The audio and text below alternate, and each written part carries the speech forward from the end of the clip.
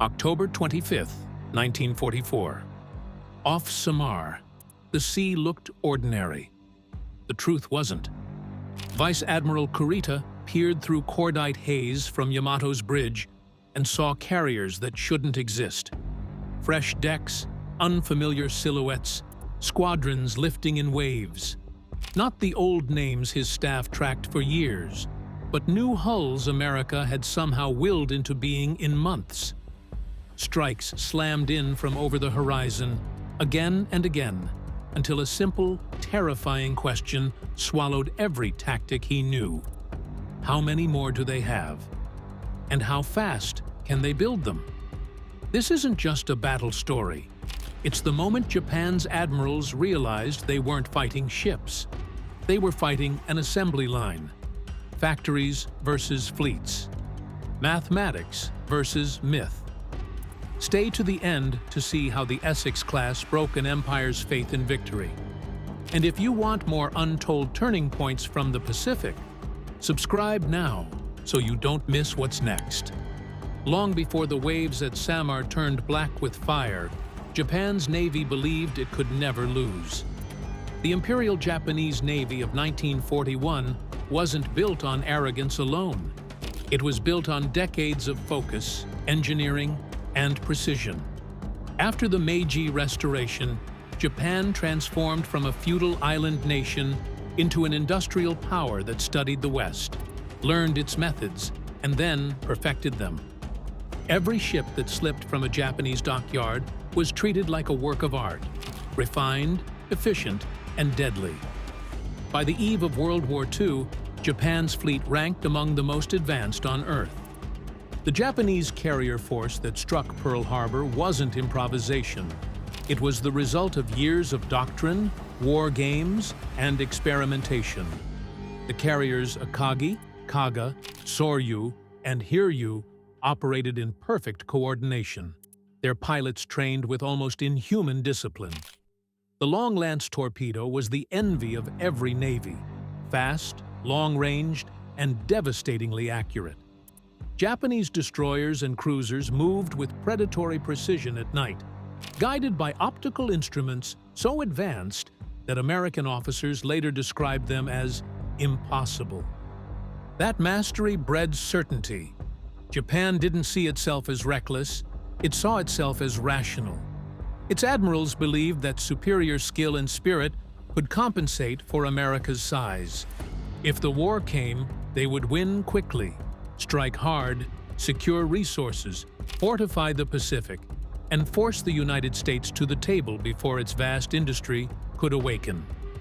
It was a plan born of logic, not fantasy. Yet it rested on one quiet miscalculation, that America would fight like Japan expected, slow, predictable, bound by the limits of traditional warfare. When the bombs fell on Pearl Harbor, Japan believed it had achieved the decisive opening blow that would buy it years of security. What they didn't see was that they had awakened something far larger. A sleeping giant with factories instead of fortresses, engineers instead of warriors, and a patience that would turn production into a weapon sharper than any blade Japan had forged. Japan didn't rush blindly into war. It gambled with logic that seemed sound in 1941. Its naval planners, meticulous and methodical, knew the numbers. America produced 7 times more steel, 10 times more oil, and controlled the resources of an entire continent. But Japanese strategists believed they understood the psychology of their enemy as well as the statistics. They reasoned that the United States, a democracy of consumers, would not fight a long, bloody war over distant islands. They believed that a series of fast, decisive victories would force Washington to negotiate before its industrial advantage could be brought to bear. It was, in many ways, a rational bet. Japan's early expansion gave it oil from the Dutch East Indies, rubber from Malaya, and bases stretching across the Pacific. Every map suggested control. Every victory, Singapore, the Philippines, the Dutch East Indies, confirmed the illusion of dominance. The empire looked unstoppable. In Tokyo, the newspapers declared Japan had achieved what even Western empires once thought impossible: the creation of an Asian power to rival the West. But in that confidence hid a fatal misunderstanding. Japanese naval strategy was rooted in the tradition of decisive battle, a single crushing engagement that would destroy the enemy fleet and end the war. It was the same doctrine that had humbled Russia in 1905 at Tsushima. What Japanese planners didn't foresee was that the next war would not be decided by individual battles. It would be decided by manufacturing tempo. America would not need to win every engagement. It only needed to build faster than Japan could destroy. Every ship sunk could be replaced. Every pilot lost could be trained again. Every aircraft carrier destroyed could be reborn under the same name months later. Tokyo had prepared for a war of strategy and courage.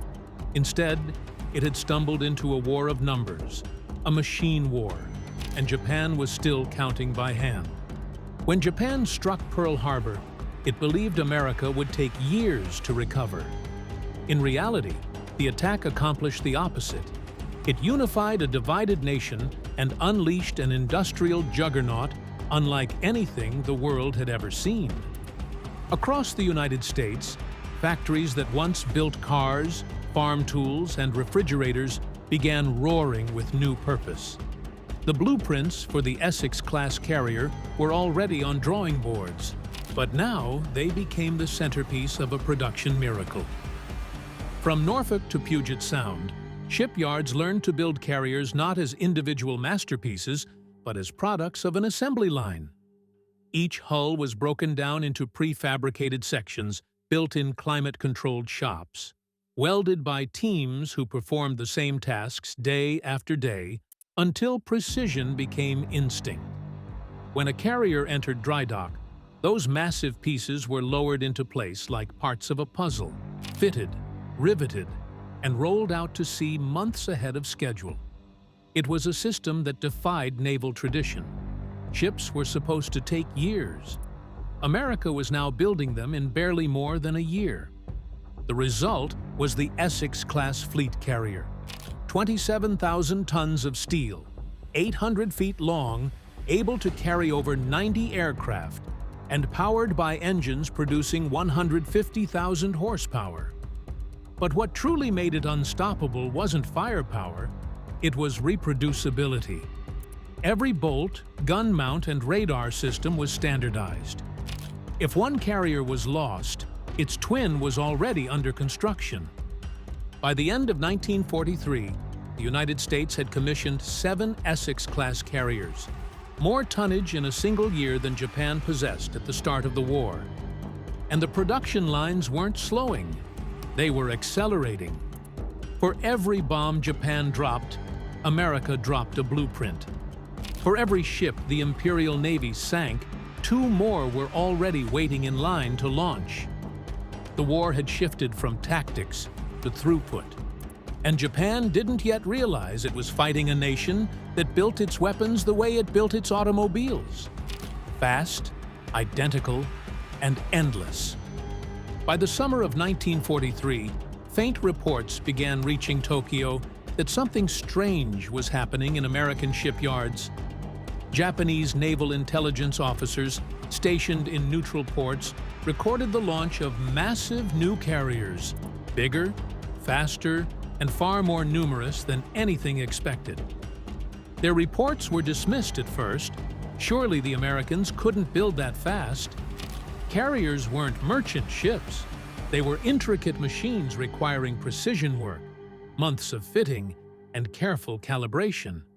The admirals in Tokyo laughed off the idea, but as the months passed, the laughter faded. The U.S. Navy's fleet was growing at a pace that defied logic. New names, Essex, Intrepid, Yorktown, Bunker Hill, appeared in intercepted radio traffic. The Japanese had sunk Yorktown and Hornet at Midway. Now those names were returning. It wasn't deception, it was replacement. America wasn't just replenishing its fleet, it was multiplying it. Then came the truth, delivered not by spies, but by experience. June 1944, the Philippine Sea. Japan deployed 9 carriers, its entire remaining strength under Admiral Jisaburo Ozawa, against 15 American carriers, most of them brand-new Essex-class giants. The Japanese had expected to meet an exhausted opponent. Instead, they faced an air armada of over 900 planes. When the first waves of Japanese aircraft approached, American radar picked them up more than 100 miles away. Hellcats launched to intercept with mathematical precision. Within hours, more than 300 Japanese aircraft were gone, obliterated in what U.S. pilots would call the Great Marianas Turkey Shoot. For the Imperial Navy, it wasn't just a tactical defeat, it was a moment of collective disbelief. The war Japan had prepared for, the war of courage and craftsmanship, was gone. In its place stood a machine war, fueled by factories and fought with infinite replacements. The empire's most disciplined pilots had just collided head-on with industrial reality, and it didn't flinch. When the reports from the Philippine Sea reached Tokyo, disbelief turned to dread. Japan's most powerful carrier force had been shredded in a single day, its elite pilots gone, its air groups erased. Yet what stunned the admirals wasn't just the defeat. It was what intelligence officers quietly revealed afterward. America, they said, had commissioned 8 Essex-class carriers in 1944 alone, and more were already fitting out. Every 6 weeks, another one entered the water. It was production on a scale so vast that even Japan's most pessimistic pre-war estimates hadn't come close. In the halls of the Navy Ministry, officers debated the numbers. Some refused to believe them, insisting the reports were propaganda. But others, those who had seen American shipyards before the war, knew it was true. The industrial giant they had once studied with curiosity had now transformed into a war machine running at full speed. For every Japanese ship launched, the U.S. built 10. For every plane Japan lost, America rolled out 50. And Japan's factories? They were dying. Allied submarines strangled supply lines, cutting off oil, rubber, and steel. The metal that did reach the homeland was brittle, diluted with poor alloys. Skilled labor was vanishing, drafted into the army or killed in air raids. Shipwrights were replaced by students, farmers, and forced laborers. Each new carrier took years instead of months, and the few that did reach the water, Taiho, Unryu, Shinano, were doomed almost immediately. When Shinano, the world's largest carrier, sank just 10 days after launching, it wasn't just a military loss, it was a symbol. 3 years of labor, 3 years of faith, gone in a single torpedo strike. Japan's empire had once believed spirit could overcome material. Now, every ship that left its docks was a prayer, and every one that sank proved prayer wasn't enough. The factories in Japan still worked, but they no longer built victory. They built time, borrowed time, measured in steel, smoke, and denial. By early 1944, the Pacific wasn't an ocean anymore. It was an American assembly line stretching from California to the Philippines. Each month brought new hulls, new flight decks, and new squadrons of aircraft ready to replace those lost the week before. The Essex-class carriers rolled out one after another. Antietam in August, Shangri-La in September, Lake Champlain in October, Bonhomme Richard in November. American industrial might had evolved into something self-sustaining. Carriers were being built faster than combat losses could reduce the fleet. Each one arrived fully supplied, crewed, and armed with aircraft fresh from factories that operated around the clock. The United States had turned warfare into a process.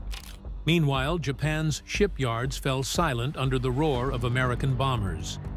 Naval fuel reserves vanished. Mechanics stripped grounded planes for parts. Hungry workers slept inside half-built hulls to stay warm at night. Pilots trained on wooden mock-ups, never touching the real aircraft they were meant to fly. What Japan once called the spirit of Yamato had been replaced by a grim acceptance that courage could not refuel an engine. The Americans now fielded more than 70 operational carriers, fleet, light, and escort, blanketing the Pacific like an unending swarm. From Saipan to Leyte, their reach was limitless.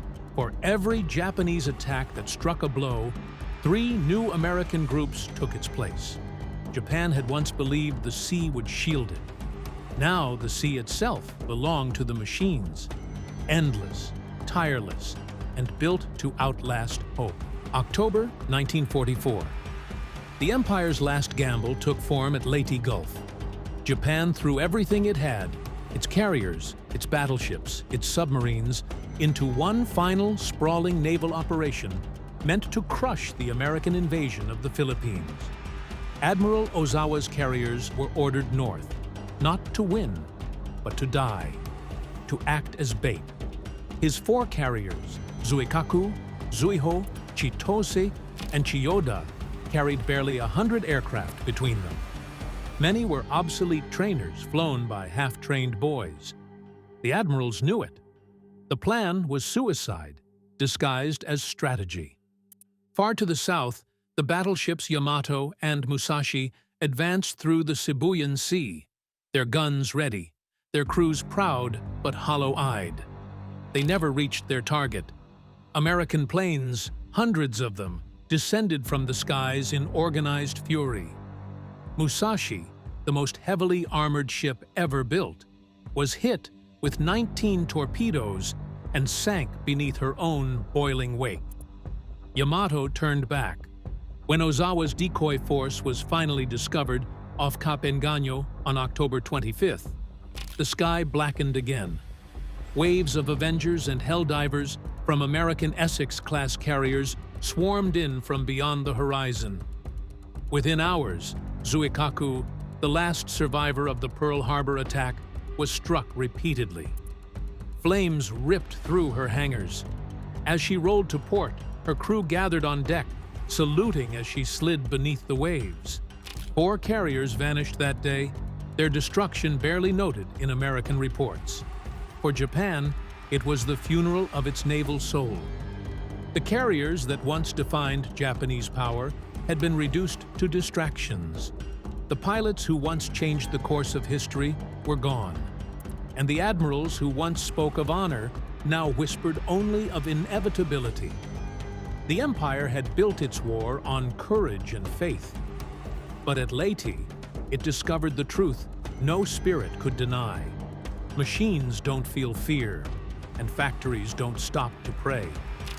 After Leyte Gulf, Japan's navy no longer existed in any meaningful form. The surviving ships limped home on fumes, the skies above them empty. Out of desperation came a final, terrible idea, one that abandoned tactics for sacrifice. Vice Admiral Takejiro Onishi, haunted by the annihilation of his carrier pilots, gave the order that would define Japan's final phase of the war: the creation of kamikaze units. If Japan could not outbuild America, it would outdie them.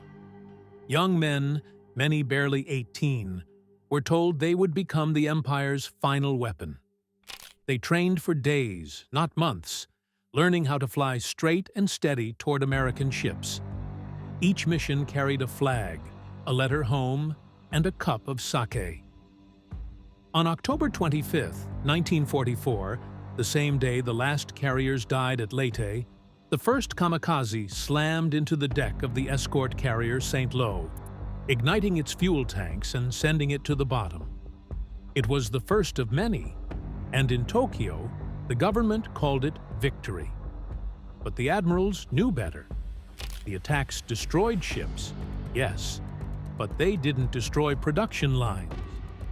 For every vessel lost, 2 more left American ports days later.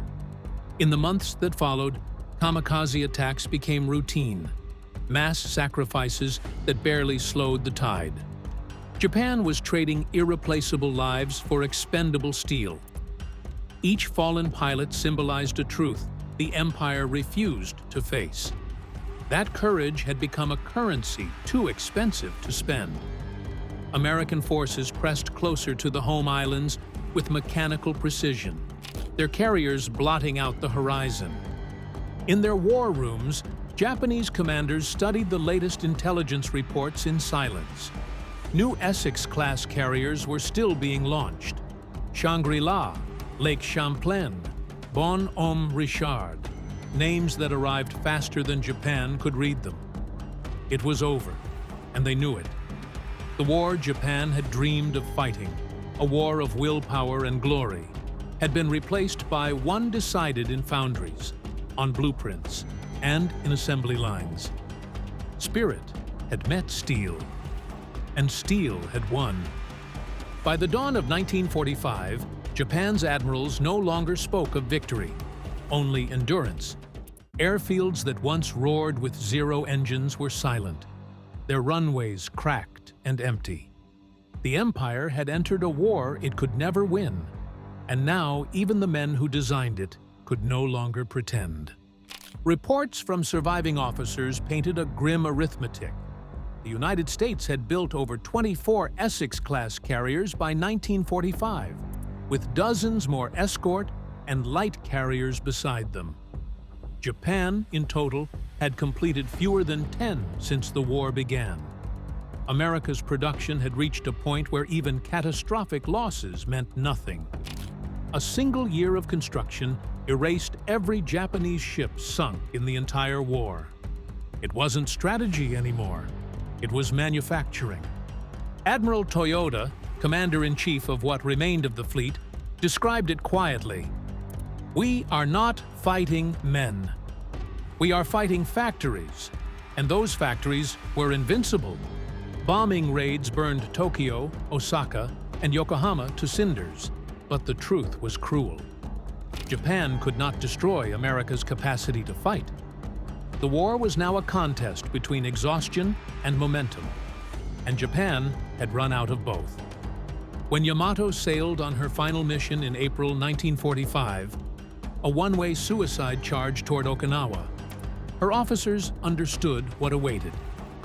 She was the largest battleship ever built, and yet she represented a ghost of a lost dream. American aircraft sank her before she reached shore. To the Japanese sailors watching her explode, it was not just the death of a ship, it was the death of an idea. The Essex-class had done more than win battles. It had broken faith itself, proving that courage, sacrifice, and spirit crumble when confronted by a nation that can outbuild time itself. Japan's admirals fought to the end because duty demanded it. But in their hearts, they knew. The war had ended long before the surrender, the moment the assembly line became America's greatest weapon.